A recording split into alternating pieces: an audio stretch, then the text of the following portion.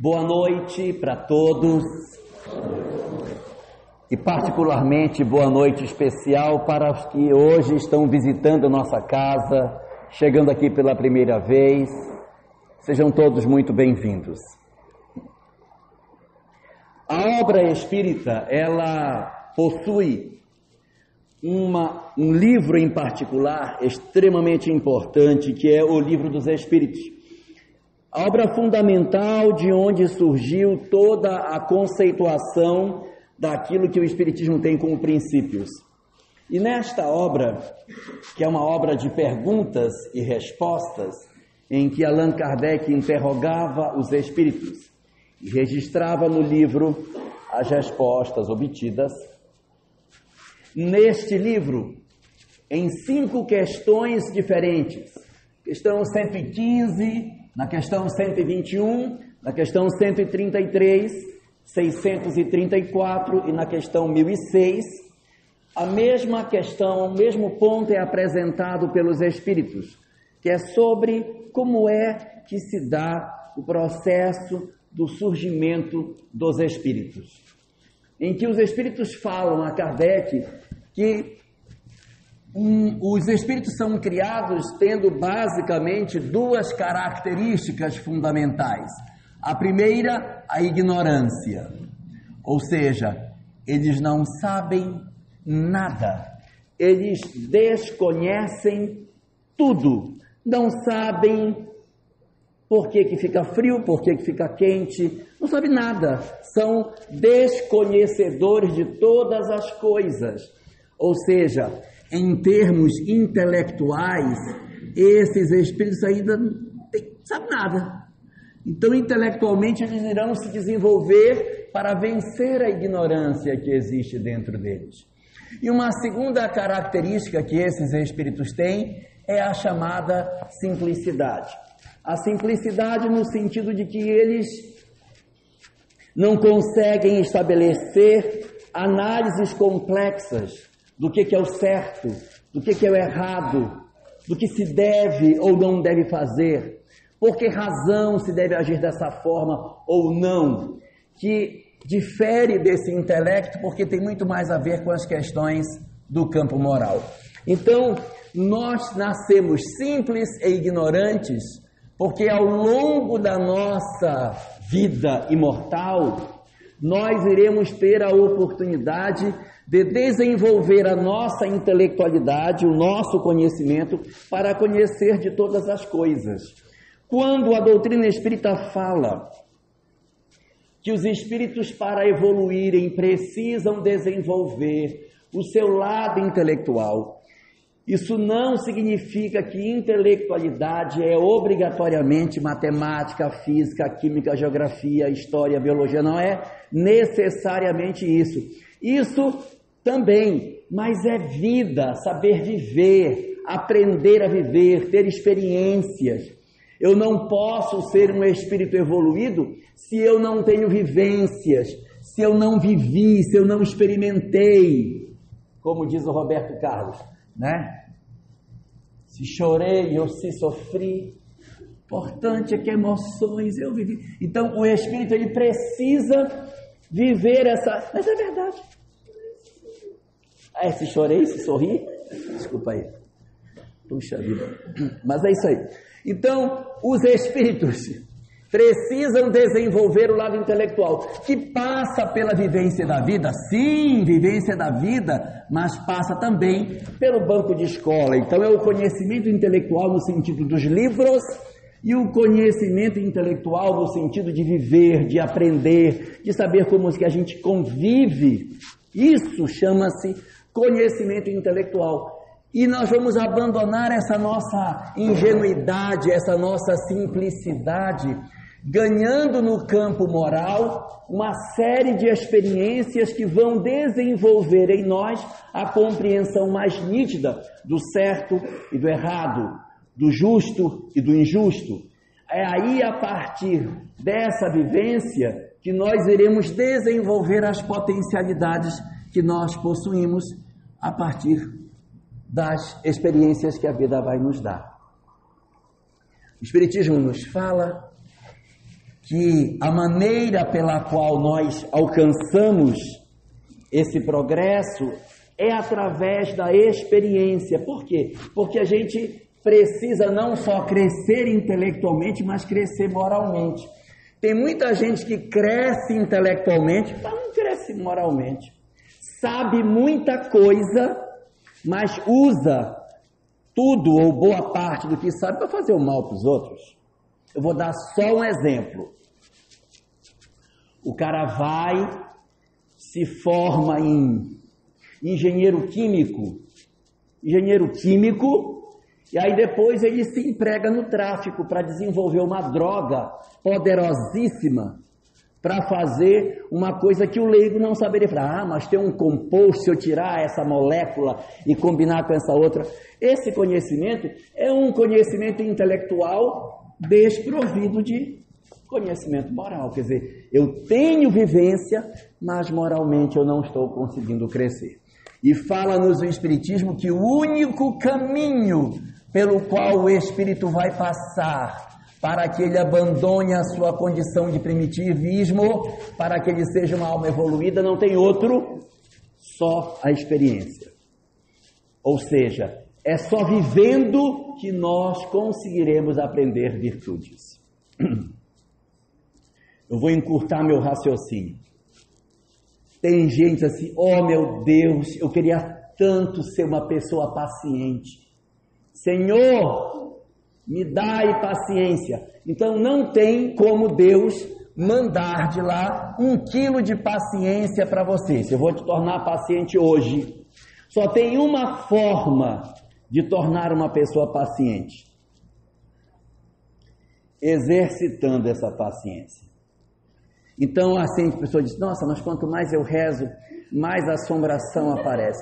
Porque realmente, se você disser, meu Deus, me dá uma virtude, vou mandar a virtude para você. A maneira de nós ganharmos virtude é através da experiência. É o exercício com determinadas situações que vão desenvolver em nós o dom de sermos almas melhores. Nós temos que exercitar para poder crescer. E nesse sentido, a literatura espírita diz que a experiência é a arte do encontro, e é a arte do reencontro. Por que encontro? Porque, segundo o que o Espiritismo diz, nessas experiências, nós iremos encontrar com aquilo que a gente precisa para crescer. Não tem jeito de eu crescer se eu não encontrar com as experiências que eu preciso.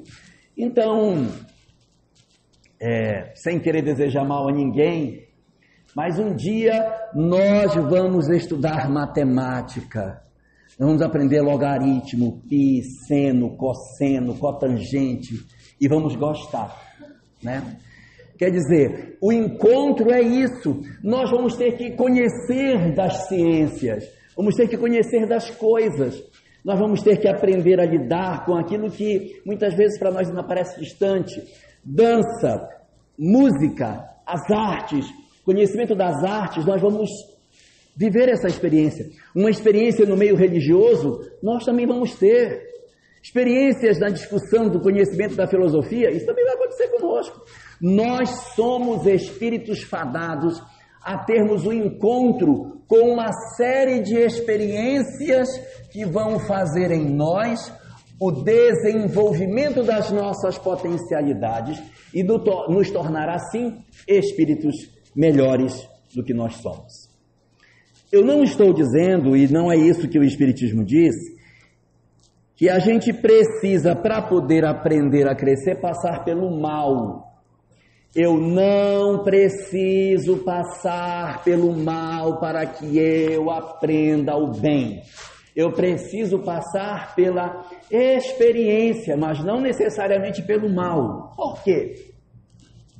Porque se para evoluir eu precisasse passar pelo mal, a gente não ia conseguir andar nunca. Porque a pessoa ia dizer assim, muito bem, vamos ver, você já matou sua mãe? Não, então precisa matar a mãe para poder saber que não é bom. Já matou? Já, beleza, matou a mãe. Matou o pai? Não, então agora vai matar o pai. Então não dá. Aí já matou os dois. Já matei o pai, já matei. Mas matou com o quê? Com mingau quente? Não, então agora vai matar com mingau. Então não dá. Nós não podemos pensar que a gente precisa errar para aprender. Isso está na questão 120 do Livro dos Espíritos. O Espírito não precisa errar para aprender. Claro, eu posso aprender de 3 formas. Eu posso aprender com o meu erro, que é a pior forma. Mas eu não preciso aprender com o meu erro, eu posso aprender com o erro do outro. Olha o que fulano fez. Não foi bom, hein? Não vou fazer. Eu olho o erro do outro e pelo que eu vejo do outro, eu não faço. E a terceira forma é, nem eu erro, nem o outro erra, mas alguém me diz, não faz isso. Aí fulano disse que não é bom fazer, então eu não vou fazer. Não é vivenciando o meu próprio erro, não é vendo o erro do outro, mas é percebendo e aprendendo por aquilo que alguém nos ensinou, nos disse que a gente poderia fazer. Esse é o grande valor dos líderes religiosos que vêm e nos ensinam, por exemplo, Jesus, amai os vossos inimigos, né? Então seria uma frase nesse sentido. Portanto, a evolução ela se dá pelo encontro nosso com as nossas experiências, mas pode ser também um reencontro. Tanto pode ser um encontro como pode ser um reencontro. Um reencontro em que sentido? É que, segundo aquilo que a literatura espírita dispõe nas suas obras, quando nós temos uma experiência, que o objetivo dela era que eu com ela aprendesse e crescesse, para que eu pudesse alcançar a felicidade, que é o destino de todos nós. Nós somos criados simples e ignorantes, e o nosso destino é a felicidade. Para alcançar essa felicidade, a rota é a experiência. Quando eu vivo uma experiência e eu não sei aproveitar essa experiência, ela volta. Não queria dar uma notícia, mas toda experiência que você tem que não teve uma boa solução, vai voltar. Quando eu falo de experiência, tem 2 coisinhas dentro dela. São situações, vai voltar, ou pessoas. Às vezes volta a situação, mas não volta as pessoas. E às vezes volta as pessoas e não volta a situação. Mas às vezes volta tudo. Volta a situação e a pessoa. Então, se eu, por exemplo, tenho uma relação com alguém que é uma relação difícil, eu digo, meu Deus, eu não aguento mais, não suporto mais isso, eu não aguento mais esta situação, e eu dou para esta situação uma solução ruim, a tendência é que ela volte. Eu não estou rogando praga a ninguém, preste bem atenção, não estou rogando praga a ninguém, mas é porque o espírito precisa aprender. Então, se eu tinha uma experiência com alguém e eu não soube lidar com essa experiência com alguém, é muito provável que eu tenha um problema no meu crescimento moral e intelectual por conta de eu não saber lidar com isso. Vai voltar. Ela vai voltar, não é porque diz assim, meu filho, fez errado, já era, agora não tem mais jeito. Não, não é isso. É porque o objetivo da lei não é punir. O objetivo da lei é educar. Então, se eu fiz errado e não me eduquei, a chance de acontecer de novo é muito grande. Mas se eu fiz errado e eu me eduquei, a chance de voltar a acontecer é pequena, praticamente nula, porque eu já me resolvi, eu já venci aquilo. Vamos colocar de maneira mais prática. Imagina que você não consegue estar bem com seu pai ou com a sua mãe, tem um conflito doméstico. Nossa, odeio minha mãe, odeio meu pai, não consigo abraçar minha mãe, não consigo abraçar meu pai, meu sonho é ir embora de casa, mas eu não consigo nem um emprego para sair, então eu tenho que ficar de dentro mesmo, não tem jeito. Eu sofro, desespero, mas eu não consigo emprego, tenho que ficar lá, paciência. Então, é um sofrimento isso. E como eu não consigo sair, eu tenho raiva, eu trato mal eles. Quanto mais eu faço isso, mais eu me emaranho e mais eu torno para mim claro que esta situação não está sendo bem resolvida. Qual é a tendência da lei? Voltar. A tendência que o Espiritismo nos diz é que essa experiência de você ter uma situação na qual você conviva com pessoas e que você não gosta, que você precisa se libertar disso, ela tende a voltar. Porque essa é uma perspectiva em função da necessidade de experiência para que eu saia da minha simplicidade e ignorância, aumentando o meu grau de conhecimento intelectual e moral e, portanto, alcance a felicidade. Esse é o objetivo.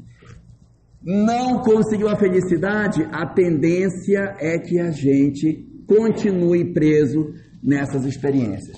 Ou pessoas. Tem vezes que é pessoas. Você tem, por exemplo, um marido, não se dá bem. Odeio meu marido. O sonho que eu tenho, o sonho da minha vida, é que ele vá e esqueça o endereço de volta. Nunca mais apareça. E eu exercito toda vez que ele sai de casa de manhã cedo. Vai com Deus. Que é para ver se acontece alguma coisa no caminho e Deus leva ele de vez, ele não volta. E aí, quando chega às 6 da tarde, lá vem o cara de volta. Meu Deus, voltou. Então, você tem um problema com pessoas. Se eu tenho dificuldade com pessoas, a tendência é que esse relacionamento mal resolvido, ele perdure por mais tempo. Eu não estou desejando mal de ninguém, não, tá? Mas a tendência é que quando a gente odeia alguém, a gente tem a chance de ficar vinculado a essas pessoas. Complicado. A lei funciona mais ou menos assim. Quando você odeia alguém, a tendência é que você fique vinculado a esse outro alguém. E quando você odeia um grupo social, a tendência é você renascer dentro do grupo. Ou seja, eu sou palmeirense, odeio corintiano. Odeio, não posso ver nem aquela cor, quando eu vejo aquilo já fico com ódio. Você já está se candidatando, não se desespere, ainda dá tempo. Então assim, a gente pode até não gostar do outro, mas não gostar pouco, entendeu? Não gostar, mas não gosta muito, fica assim, só um pouquinho, né, para poder evitar problema. Na Copa, é sempre bom torcer pela Argentina pelo menos uma vez. Sempre bom. Para tirar essa possibilidade, né? Então, quando, por exemplo, você tem um grupo social e você odeia aquele grupo social, a tendência da lei é jogar você para dentro. Ah, eu tenho povos inimigos, judeus e árabes, vão nascer trocados. Franceses e alemães, trocados. Então, na época da escravidão, acontecia muito, o senhor de escravo renascia escravo. A gente vê muito hoje, assim, algumas tribos indígenas, uns caciques altamente letrados, articulados. Diz a doutrina espírita que eles são antigos madeireiros que derrubaram aquele negócio. Vai voltar, colega.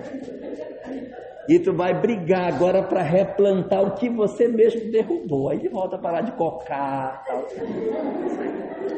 Mas é a lei é assim. Então, vocês estão rindo porque... Vou voltar para pessoas, né, que é melhor. Pessoas é a mesma coisa. Quando a gente tem vínculo ou desvínculo com alguém, a tendência é reencontrar esse mesmo alguém. É a tendência. E como é que o Espiritismo diz que isso vai acontecer? Bom, o Espiritismo diz que para resolver essa questão, para resolver o problema do encontro e dos reencontros, nós vamos viver um fenômeno que o Espiritismo chama de reencarnação. A reencarnação é, no dizer da obra doutrinária, a grande oportunidade para que eu faça o meu encontro com experiências novas, para que eu cresça o meu saber e que eu faça o reencontro com as experiências antigas, para que eu resolva os nós que eu não consegui resolver. E às vezes também para que eu reencontre as experiências que eu já me saí muito bem, para que eu dê exemplo de como que a gente pode sair bem nessas que eu já venci. Então a reencarnação é o grande instrumento que a gente tem para fazer isso. E quando a gente fala disso, muitas vezes as pessoas dizem, não, mas não é possível. Não pode ter reencarnação, eu não lembro de nada. Porque se fosse para a gente nascer, era para a gente nascer lembrando. Porque se eu nasço e não lembro, então não adiantou nada. Eu esqueci. Pois é. Neste sentido, a obra espírita tem um termo que existe nos livros espíritas, chamado o véu do esquecimento. O véu do esquecimento é como se fosse realmente um véu, aonde você, com o véu, você pensa que você vê, mas você quase vê. Mas até vê, mas vê muito pouco. Então é um véu, porque você entrevê as coisas, você diz assim, eu não sei porquê, mas minha sogra é tão antipática. Você não sabe dizer porquê. Ou, de repente, você não gosta do seu irmão, não tem dificuldade com o pai, tem dificuldade com a mãe. Essas questões, a doutrina espírita diz que elas podem estar relacionadas com a questão do passado. Allan Kardec, tratando sobre isso no capítulo 5 da obra O Evangelho segundo o Espiritismo, diz, capítulo 5, que existem duas fontes do sofrimento humano: as causas atuais e as causas anteriores. As causas atuais são as causas atuais e as causas anteriores são as causas anteriores, né? Atuais são o quê? Desta encarnação. Ora, se eu fui morar na casa da minha sogra e já quando eu entrei, eu odeio a senhora, então como que você vai querer dizer que é o passado se você todo dia gera um inferno dentro de casa, odeia, esconde a roupa dela para ela não poder lavar, né? As compras que ela traz da rua, você esconde debaixo da cama para ela não achar, ficar louca, volta para casa para comprar de novo, briga com ela, joga sapato, é o passado. Não é o passado. As causas são atuais, eu estou brigando no presente, então as causas estão no hoje. Nós falamos que as causas são anteriores quando você realmente não deu causa para que aquilo acontecesse e simplesmente eu não sei explicar. Desde a primeira vez que eu vi, já me deu uma gastura. Então, quando isso acontece, nós podemos pensar na possibilidade de que as causas sejam anteriores. Porque se tudo a gente for remeter ao passado, nós corremos o risco de ficar fanáticos, por querer achar que tudo é do ontem, quando tem muita coisa que é do hoje, está com causas no hoje, não é? E não no ontem. Mas o Espiritismo diz que quando a gente vai renascer, quando nós vamos reencarnar, todos nós passamos por um período antes da encarnação, que é o período da gestação. Durante o período da gestação, durante o período da gestação, o bebê vai progressivamente crescendo e vai apagando as memórias dele à medida que a gestação vai avançando. Quando ele renasce, ele esqueceu tudo. Ele não sabe nem segurar o pescoço, não sabe falar, não sabe andar. Vai ter que reaprender tudo novamente. Por quê? Porque o período em que ele fica no útero, ele vai promovendo o esquecimento progressivo. E aí, quando a pessoa renasce com poucas, às vezes uns nascem com mais ou menos, lembrança do seu próprio passado. Qual o objetivo de Deus em não deixar a gente lembrar tudo? Será tão bom se a gente nascesse sabendo tudo. Que era mais fácil. Eu chegava aqui, gente, cheguei, desculpa aí, estou sabendo o que eu vim para fazer, sei que minha mãe foi que me matou, mas está tranquilo, está resolvido. Quais são as razões? São 3 as razões para o esquecimento do passado. 3. Razão número 1 para o esquecimento. Razão primeira é para provar a mudança. Quando eu estou no mundo espiritual, lá, antes de reencarnar, eu estou vendo a imortalidade, eu estou vendo a lei de causa e efeito, eu estou vendo que a vida é imortal, eu sei que as coisas existem, eu sei como é que as leis funcionam. Aí quando eu estou do lado lá, digo, gente, eu fui muito mal, não podia ter feito isso com as pessoas. E aí eu começo a dizer que eu fui uma pessoa muito perversa e eu preciso mudar. Aí eu digo, mas eu já mudei, eu já perdoei todas as pessoas que me fizeram mal, até as pessoas que me desgraçaram, que me humilharam, até o meu sócio, que roubou todo o dinheiro da minha loja, tirou tudo que tinha, ainda levou minha mulher, meus filhos, tudo. E passou a casa por nome dele, quando eu cheguei não tinha mais nada, e tinha vendido com os móveis dentro. Até ele eu perdoei. Então assim eu vi que os bens materiais são bobagem e tal. Então estou lá no mundo espiritual, eu estou dizendo isso. Mas será que é verdade? Será que realmente eu mudei? Será que de fato o que eu estou dizendo lá é verdadeiro? Então, se você está convicto de que você mudou, se você tem certeza que você já não é mais a mesma pessoa e sabe que precisa resolver isso para alcançar a felicidade, porque a mágoa, o ódio que você tem dele não deixa você ser feliz, então você precisa resolver isso, você tem que reencarnar. Está consciente de que mudou? Tô. Então você vai, meu filho. Quando o Espírito vem, tudo aquilo que ele pensa, ele deixa de pensar. Ele só vai pensar o que ele realmente pensa. Eu confundi vocês? Porque às vezes eu acho que eu mudei. Então, nós vamos fazer você esquecer boa parte do que você lembra.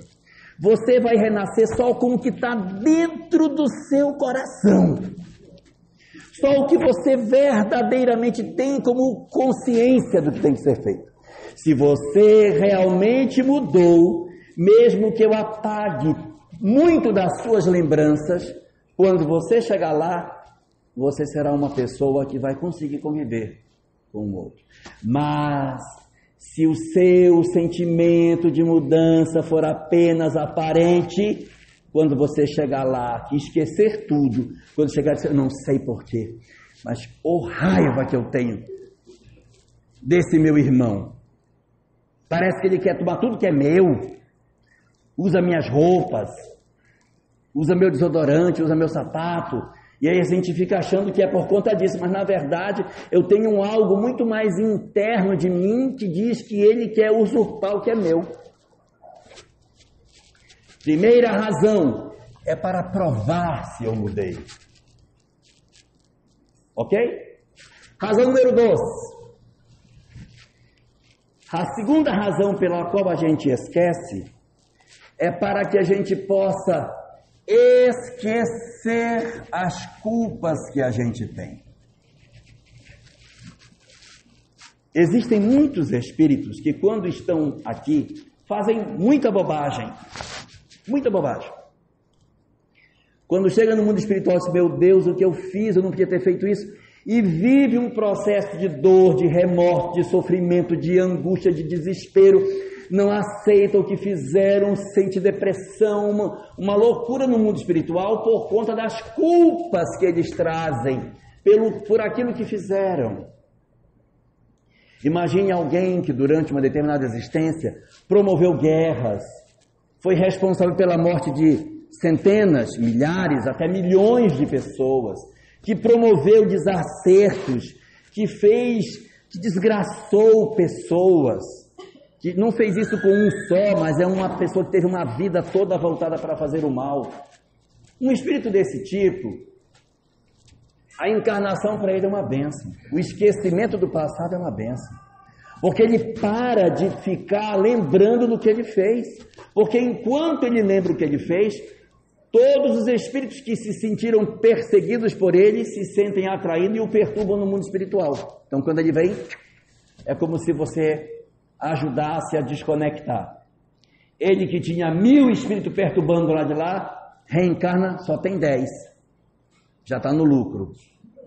Aí, nossa, mas falando tem 10 obsessores. Nossa, mas é uma alma muito perturbada. Mas do lado de lá tinha 1000.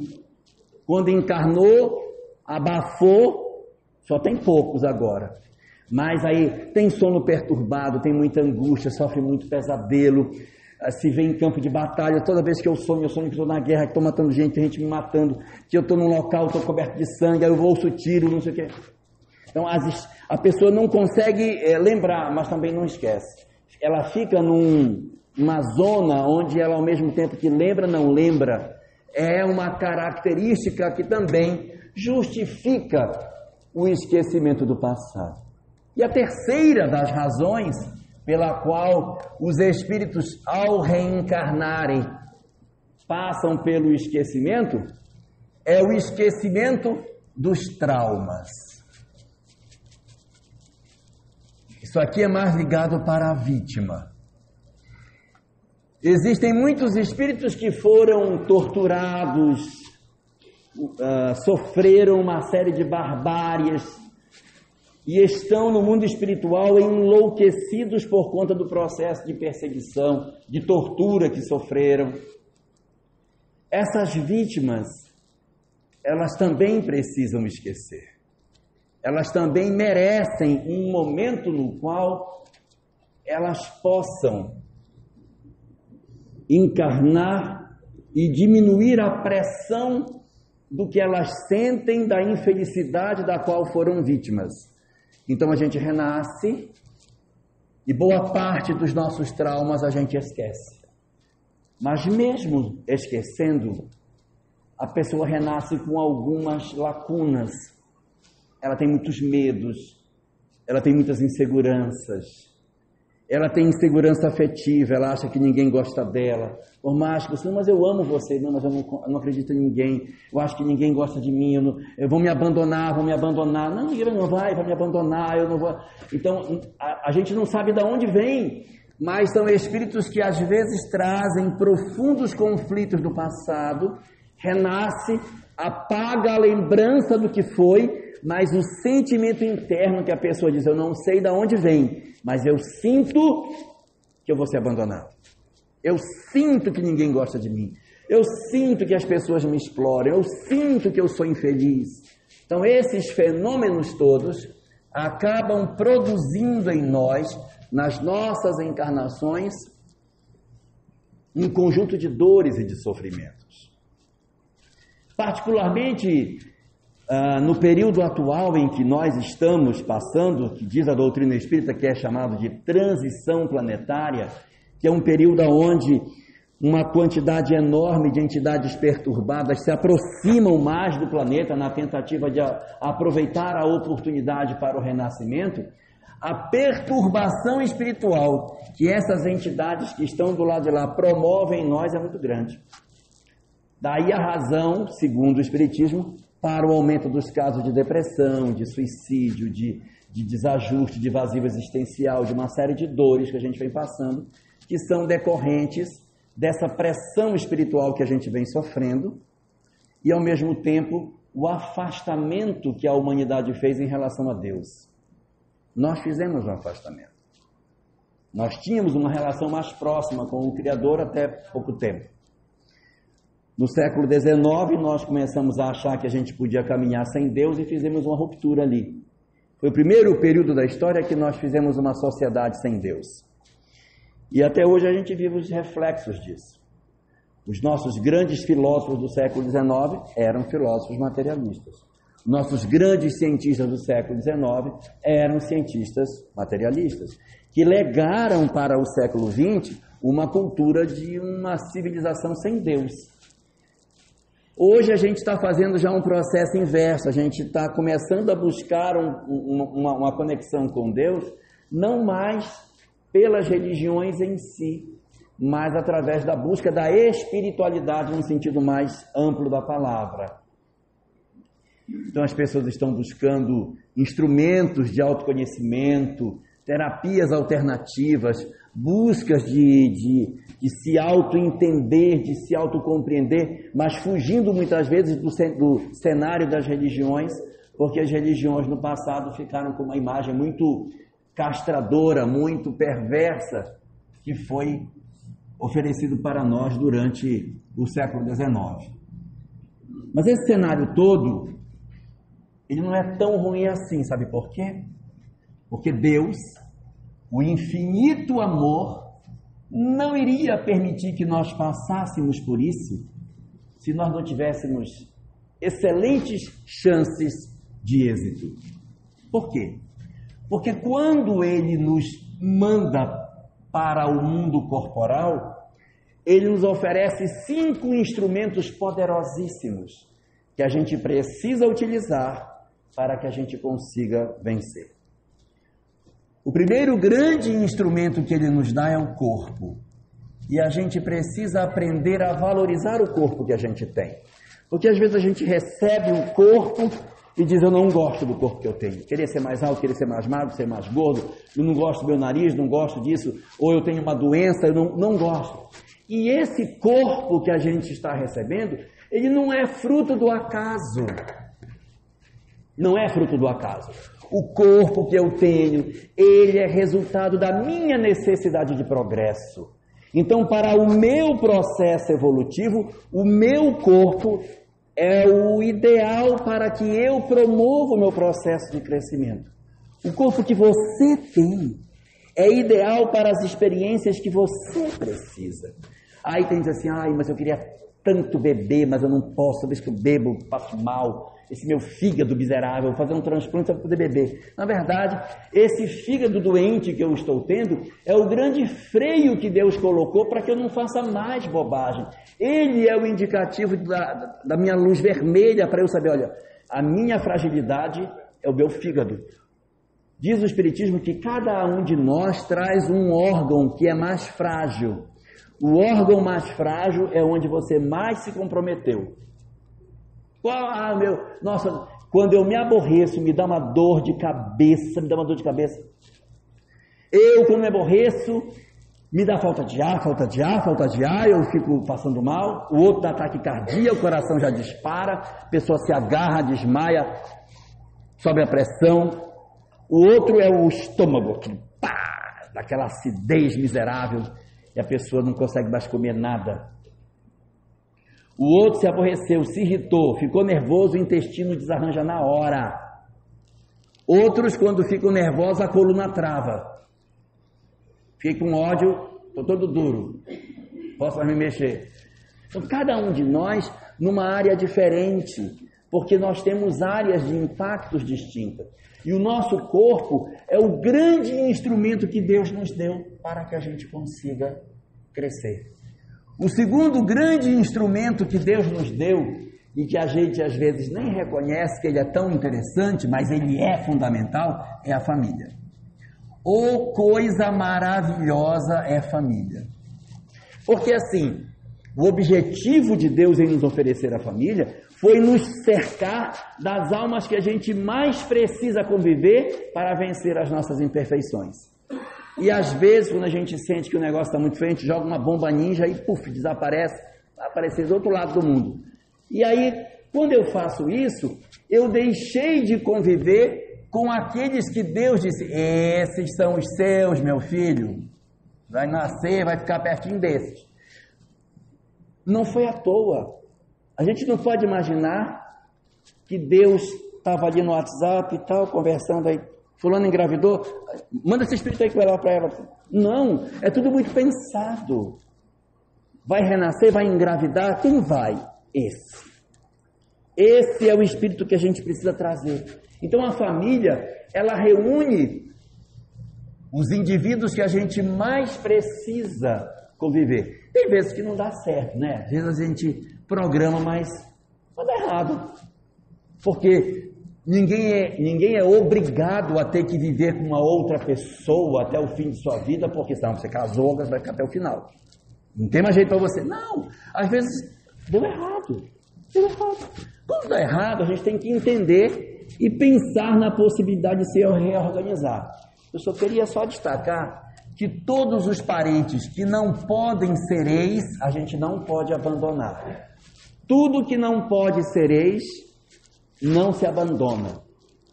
Não existe ex-filho, não existe ex-mãe, não existe ex-pai, ex-sogra também não existe. Segundo o Código Civil, artigo 21, 45, parece, sei lá, um número alto pra caramba, não tem ex-sogra. Eu fiquei tão traumatizado com isso quando eu vi. Mas não tem, tecnicamente não tem. Mas, então você não abandona pai, não abandona filho, não abandona neto.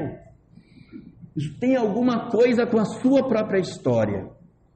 Marido não está aqui, tá? Marido não está.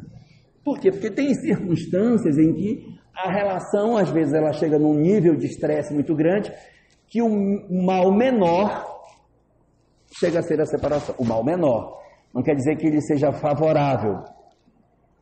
O Espiritismo sempre acha que quando a gente promove uma separação, é sinal de que a gente esgotou os nossos recursos e, de certa maneira, a gente poderia ter ido um pouco mais.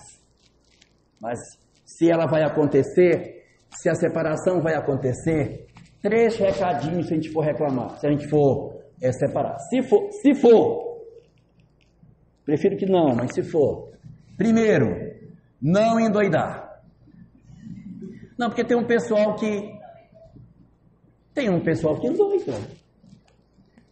Quando separa, manda fazer uma lipoescultura, bota uma leg 36, vai para um espaço alternativo, né? Não endoide. Essa é a primeira. Segunda, não odeie. Não guarde ódio da pessoa, porque guardar ódio é marcar encontro.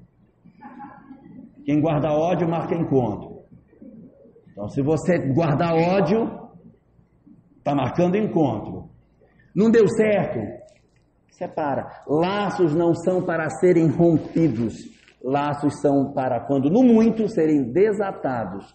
Desata, mas não faça de maneira que fique feridas, machucamento, ódios pelo Facebook. Eu odeio você, querida. Rasga as fotos da pessoa, manda tocar fogo. Né? Não. E terceiro, não envenenar os filhos. Estou falando envenenar, não é dar veneno, não. É porque hoje está tão esquisito o negócio. Esse envenenar é a chamada alienação parental. Alienação parental, em que todo dia ela acorda e diz, sabe o que o teu pai é? Teu pai é um safado. E o menino ouve aquilo todo dia. Ele vai se convencer, coitadinho. Então a gente não envenena, não odeia e não endoida. Ok? Sim, mas isso é só o segundo. Terceiro, a sociedade que Deus nos deu para conviver. A sociedade. Porque ela é um grande desafio para nós. Você provar suas virtudes no meio de uma sociedade que às vezes é contrária. E nesses tempos que a gente está vivendo de tanta confusão política, a gente conseguir não fazer inimigo no Facebook está sendo um sucesso, né? Porque o povo briga, se odeia, eu te excluo, eu também te excluo, aí bloqueia, né? Bloqueia. Eu te bloqueio, aí também bloqueio. E aí a gente tem que aprender a conviver com os desiguais, é essa que é a beleza da vida.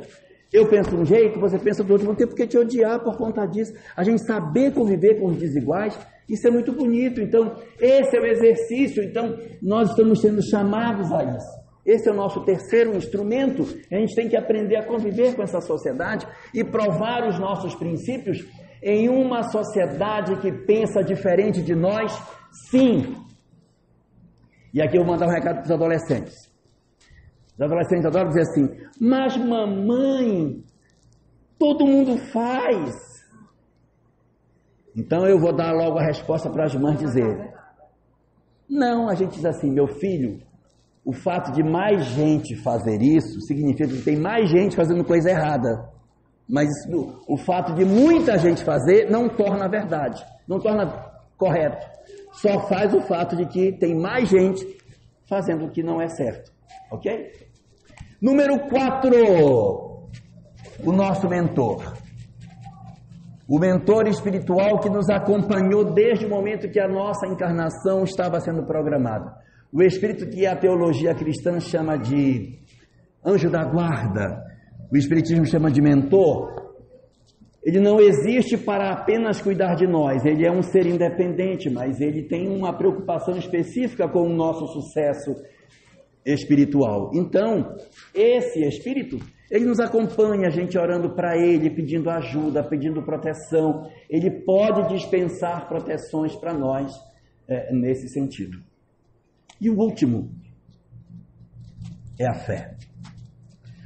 O que seria de nós se nós tivéssemos que viver nesse mundo de meu Deus sem uma fé para nos guiar? A fé é a grande bússola que a alma tem para que ela consiga fazer decisões corretas. Que seja uma fé católica, que seja a fé protestante, que seja uma fé budista, que seja a fé espírita, que seja a fé muçulmana, que seja a fé que seja, mas que a gente tenha isso, porque esse instrumento de sensação de que Deus nos guarda e nos protege é importantíssimo para que eu consiga atravessar as provas da existência e chegar a bom termo. O Espiritismo, particularmente, na fé espírita, ele tem alguns instrumentos para nos ajudar a entender essas coisas, porque ele nos dá alguns recados. O primeiro desses recados que ele nos dá é que a vida que nós temos tem um propósito. Nós temos que descobrir o propósito pelo qual nós viemos. Qual é o propósito? O propósito é fazer a mudança dentro de nós. Existe algo dentro de nós que precisa ser mudado. Você precisa descobrir o que é e centrar fogo nisso. O meu problema é com minha mãe, então eu vou focar nisso. O meu problema é que eu não consigo lidar com o meu lado afetivo. Eu vou focar nisso. Eu tenho que descobrir qual é a minha fragilidade maior que justificou a minha vinda. Então, a primeira questão que o Espiritismo nos levanta é que a gente pense que a vida tem um propósito. Número 2, esse propósito é um desafio para o espírito. O propósito não é fácil, o propósito é difícil para cada um de nós, é tão difícil para cada um de nós como é para o outro. É tão difícil para mim, os meus, como são difíceis para você, porque cada um de nós tem um conjunto de questões para mudar, e esses desafios são o grande objetivo que a gente tem para fazer. E o terceiro e último indicativo que o Espiritismo nos dá é que é um desafio, sim. É uma luta que o Espírito vem com um grande propósito fazer, mas é possível vencer. O que o Espiritismo nos diz é que existe um aparelhamento espiritual enorme a nosso favor e que nós, sim, todos somos capazes de vencer as nossas fragilidades e sairmos com o êxito dessa existência. Nós somos capazes, sim, de vencer as nossas imperfeições, desde que nós consigamos ter atenção nas coisas, foco, para que a gente consiga chegar ao final da nossa jornada, oferecendo todo o esforço que a gente tem para oferecer para fazer a mudança que a vida nos chamou para fazer. Esse é o desenho do objetivo da encarnação, como propõe a doutrina espírita.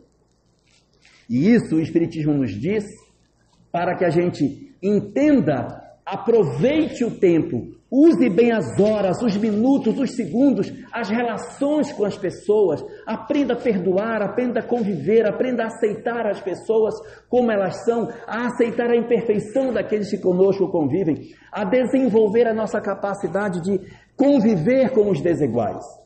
Isso é a grande chave para a gente alcançar a felicidade que Deus nos propõe. Essa é a proposta e a rota que o Espiritismo tem para cada um de nós. Muito obrigado.